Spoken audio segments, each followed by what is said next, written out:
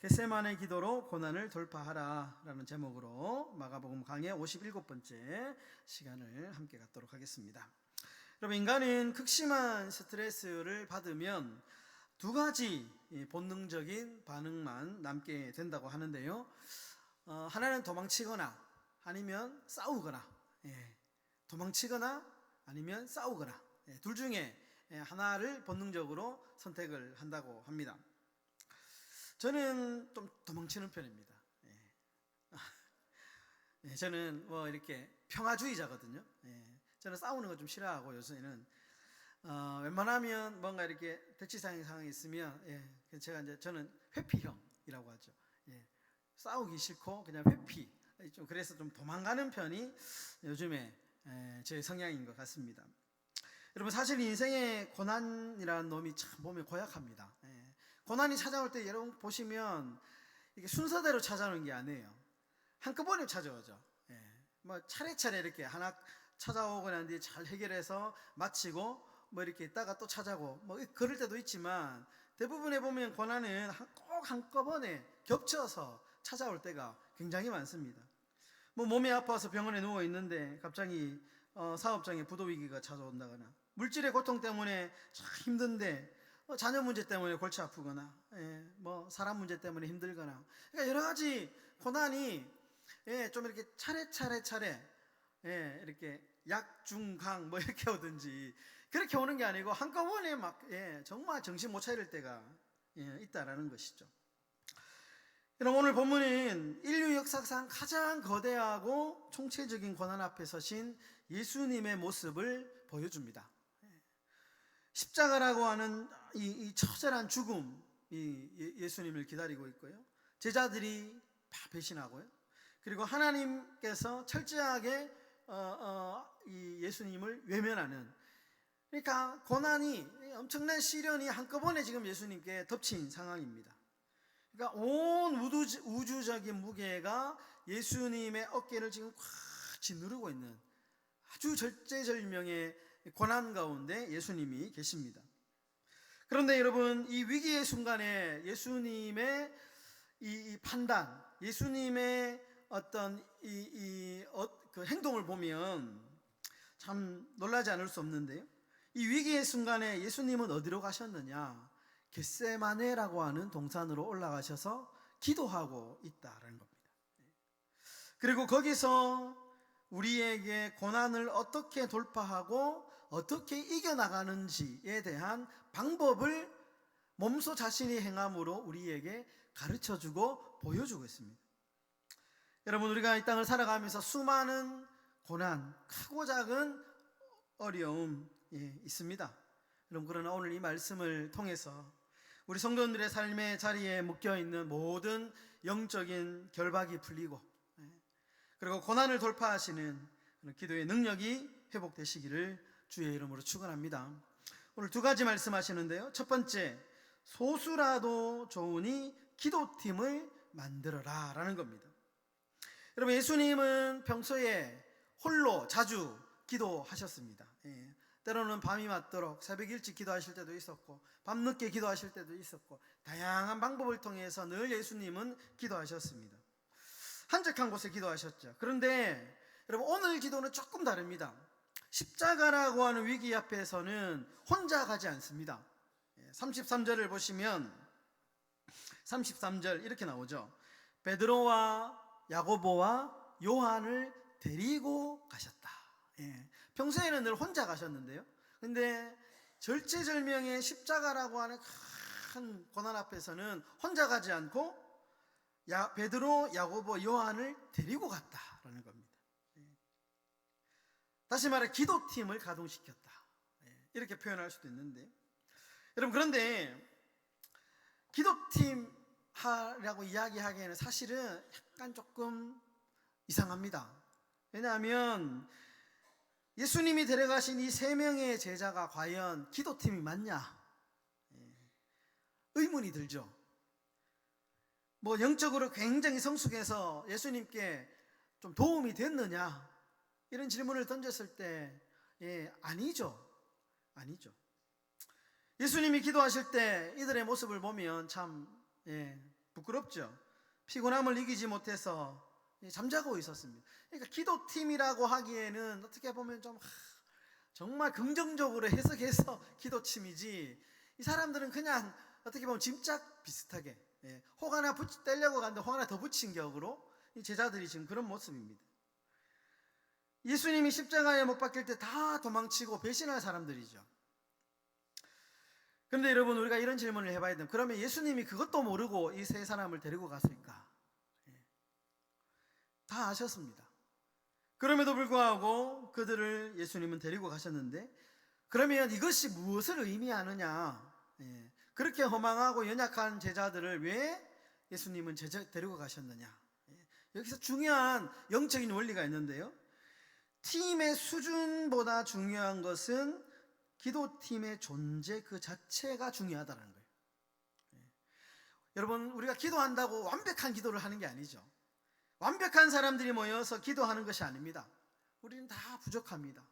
기도의 능력이 없고 늘 정말 사실 기도 연약하죠. 부족합니다. 하지만 부족하고 연약하지만 기도하는 게 중요하다라는 거예요. 우리가 모여가지고 정말 세상이 지금 당장 변하거나 엄청난 변화가 있는 게 아니죠. 하지만 중요한 것은 뭐냐 하면 기도하는 것 자체가 중요하다. 잘하든지 못하든지 관계없이 기도하라는 거예요. 새벽에 못하면 점심때 하시고, 점심때 못하면 저녁에 하시고, 10분 못하면 5분도 좋고요, 5분 못하면 3분도 좋고, 중요한 것은 기도하는 삶을 사는 게 중요하다. 오늘 본문이 우리에게 가르쳐주는 영적인 진리입니다. 여러분, 성경을 보면 이 기도팀의 위력을 보여주는 인물들이 여럿 나오죠. 먼저 구약에 나오는 다니엘서에 나오는 다니엘을 보시면요, 다니엘은 바벨론과 페르시아라고 하는 거대한 두 나라가 정권이 바뀔 때 함께 살아남은 사람입니다.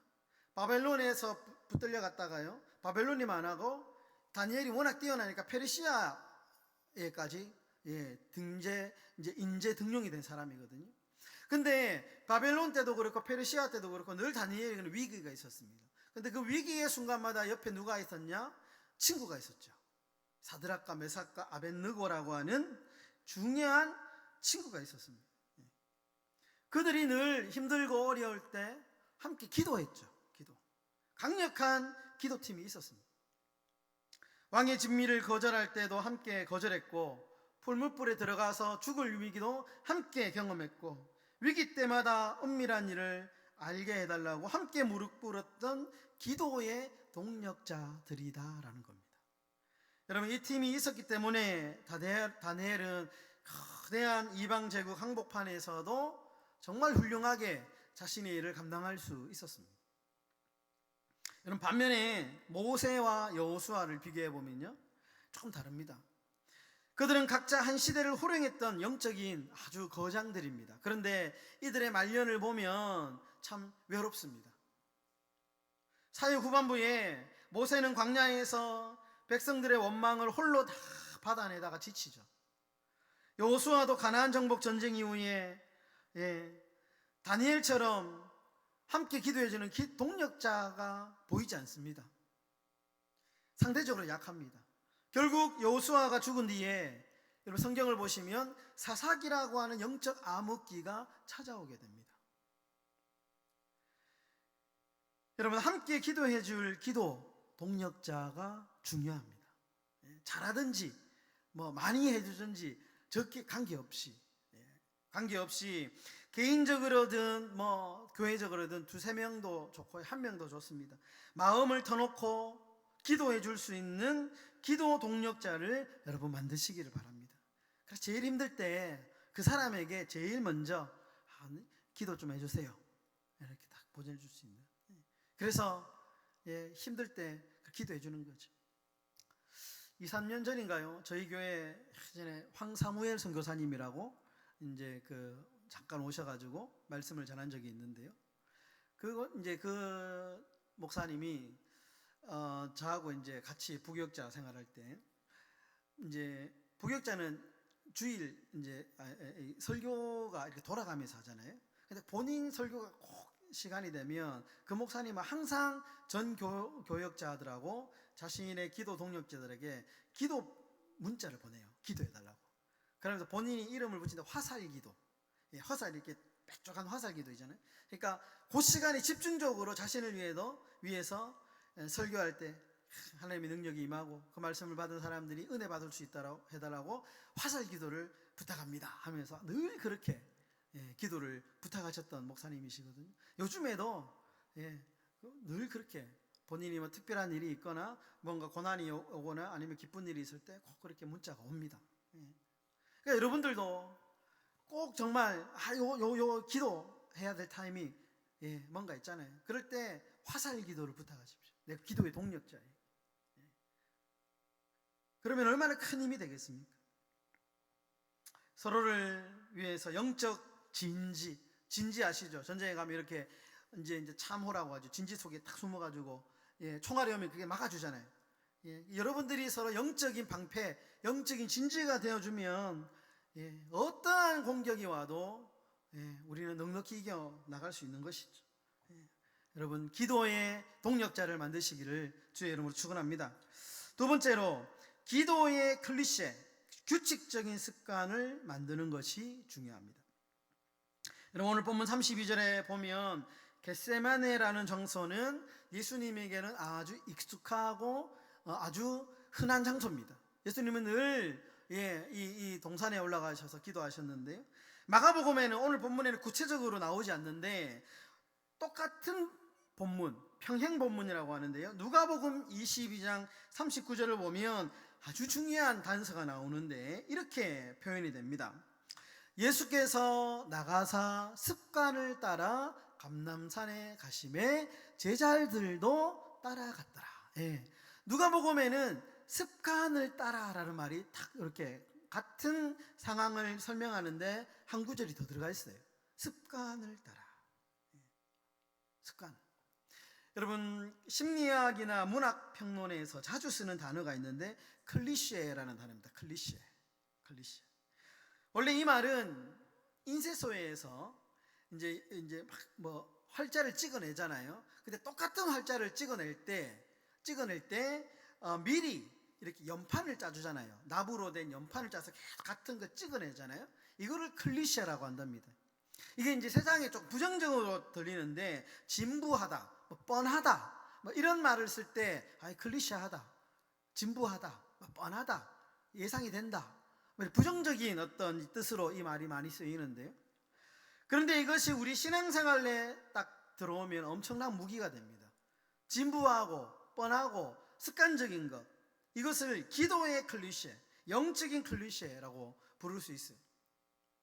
무슨 말이냐 하면 여러분 인간의 뇌는 위기 상황이 오면 어떻게 발동하느냐 하면 평소에 프로그램되어 있는 대로 반응합니다. 그러니까 예를 들면 평소에 짜증이 많은 사람들 있잖아요. 그러면은 습관이 위기가 오면 폭발적인 분노를 쏟아냅니다. 제가 옛날에 그랬어요. 제가 짜증이 많은 사람이었거든요. 그래가지고 막 늘 짜증해 이렇게 짜증 하다가 나중에 하나 걸리면 폭발하는 거죠. 이게 이제 늘 평소에 그렇게 이제 클리셰 되어 있는 거예요. 습관이 되어 있는 거예요. 평소에 늘 돈으로 문제를 해결하는 사람은 위기가 오면 어떻게 할까요? 돈으로 문제를 해결하고요. 그러니까 평소에 하던 대로 늘 합니다. 그런데 평소에 여러분 기도의 클리셰가 만들어져 있는 사람은 어떨까요? 평소에 이런 사람 있잖아요. 갑자기 뭐 오면 주여, 자기도 모르게 주여 하는 사람이 있어요. 주여. 제가 탁구 치다가 제가 주여가 한 번씩 나와요. 그냥 나도 모르게 늘 뭐 이렇게 하는 말이 주여. 영적인 조건반사가 일어나는 거죠. 좋은 거죠. 여러분 그래서 우리가 그런 습관을 좀 가질 필요가 있습니다. 갑자기 뭔가 탁 어려움이 다가올 때, 뭔가 마음이 어려울 때 그냥 주여, 주님, 짧게 그 강력한 말 한마디가 정말 큰 힘이 되죠. 주여, 아이고 주님 도와주십시오. 불쌍히 해주십시오. 여러분 시편 1편에 보면 묵상이라는 단어가 나옵니다. 묵상. 예, 이거는 히브리어로 하가라는 뜻인데요. 보통 우리는 묵상하면 묵상 기도합시다 하면 옛날에 그 종 있잖아요. 땡 치면 이제 보통 이렇게 하잖아요. 그 묵상은 보통 일반적으로 우리가 생각할 때는 조용하게 눈 감고 입 다물고 이렇게 고개 숙이는 것을 묵상으로 우리가 생각하는데, 성경의 묵상은 우리가 일반적으로 생각하는 묵상이라는 단어의 뜻과는 조금 다릅니다. 묵상이라는 뜻은 뭐냐? 하가, 소가 먹이를 되새김질한다, 되새김질한다라는 뜻입니다. 하가, 묵상합시다. 예, 되새김질하다. 예. 무슨 반복, 내 입으로 작은 소리를 끊임없이 을조리고 반복하는 행위를 묵상, 하가 이렇게 얘기합니다. 하가. 예. 여러분 신앙생활에서 반복이 중요하죠. 반복하면 클리셰가 됩니다. 습관이 됩니다. 반복하면. 그래서 여러분들 평소에는 잘 모르죠. 평소에 여러분들 주일날 교회 나와서 반복적으로 예배드리고 반복적으로 말씀 읽고 반복적으로 기도하고 어떻게 보면 좀 진부하고 따분하죠. 매일매일 반복하는데, 그런데 결정적인 순간에 이 반복이 우리에게 능력이 되는 것이죠. 거룩한 영적인 습관이 만들어진 것입니다. 그래서 결국 그 습관이 삶의 태도를 결정하게 되고, 정말 기도가 필요할 때, 문제 해결이 필요할 때 승리하게 되는, 뛰어넘는 영적인 실력이 발휘하게 된다라는 겁니다. 여러분 우리가 그래서 정말 영적인 거룩한 습관을 누구든지 그렇게 만들어 가시기를 주님의 이름으로 축원합니다. 말씀을 정리하겠습니다. 과거 한국교회 초기 역사 중에 참 감동적인 일화가 있는데요. 여러분 일제강점기 시절에 보면 독립운동가들이 많이 감옥에 잡힙니다. 특히 이제 독립운동가 중에는 예수 믿는 사람들, 목사님들도 많았고요, 장로님도 많았고요. 특별히 신사참배하다가 감옥에 갇힌 분들이 많으시죠. 근데 이들이 감옥 그 안에서 고문도 당하고 협박도 당하고 너무너무 힘들지 않습니까?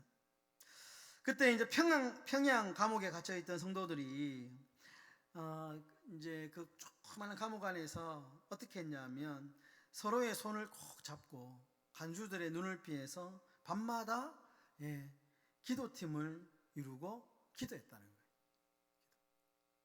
그 감옥 안에서 평소 교회의 종소리가 울리던 시간에 맞추어 가지고 매일 무릎을 꿇고 매일 그렇게 기도를 했다는 거예요. 여러분 그 감옥에서 순교하신 분도 계시고요, 그 감옥에서 살아남으신 분도 계시지만, 역사학자들은 한결같이 입을 모으는 게 무슨 말을 하냐 하면, 그 암흑 같은 시대에 한국 교회를 지켜낼 수 있었던 것들은 그 감옥에서의 끊임없이 흘러나온 기도였다. 멈추지 않는 기도. 한국 교회를 지켜낸 게 그 당시에 어떤 대단한 신학이나 어떤 정치가 한국을 그 대한민국을 지켜낸 게 아니고, 감옥 한 구석에서 정말 때가 되어 함께 손을 잡고 눈물을 흘리며 정말 소리도 못 내면서 웅얼거리면서 그렇게 했던 기도가 결국에는 한국 교회가 지금 부흥할 수 있는 원동력이 되었다, 이렇게 얘기합니다. 여러분 예수님의 겟세마네 기도가 오늘을 살아가는 모든 성도님들의 가정과 그리고 일터와 삶의 자리에서 기도의 돌파구가 다 되시기를 주님의 이름으로 축원합니다.